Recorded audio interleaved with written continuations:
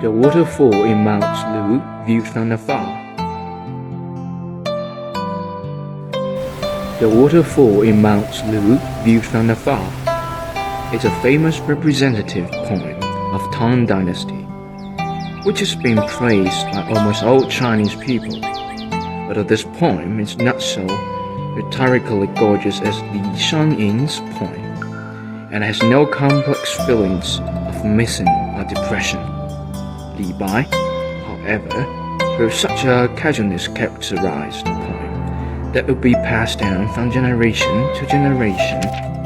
In the 13th year of the reign of Emperor Xuanzong of the Tang Dynasty, Li Bai, at the age of 50, first visited Mountain Lu on his way to Jingling. He encountered the beautiful scenery of waterfalls and wrote this poem freely and easily.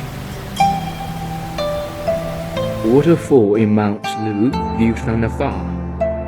The sunlit censer peak exhales incense like cloud. Like an upended stream, the cataract sounds loud.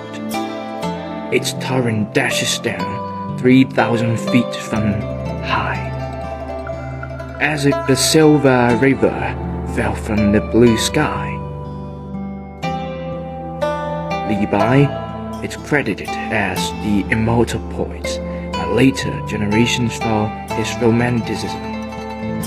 Although there are only 4 sentences about Lushan Waterfall, it fully reflects Li Bai's romance and grace. The top of the mountain, purple smoke wreathing, white mountain fog hanging, mountain torrent surging down, constitute a gorgeous, magnificent picture. The towering censer peak is hidden in the clouds and the mists.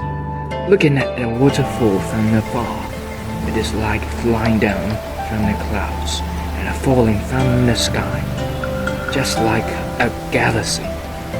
In this way, the romance and the proud, uninhibited nature of Li Bai could be passed down to and praised by later generations.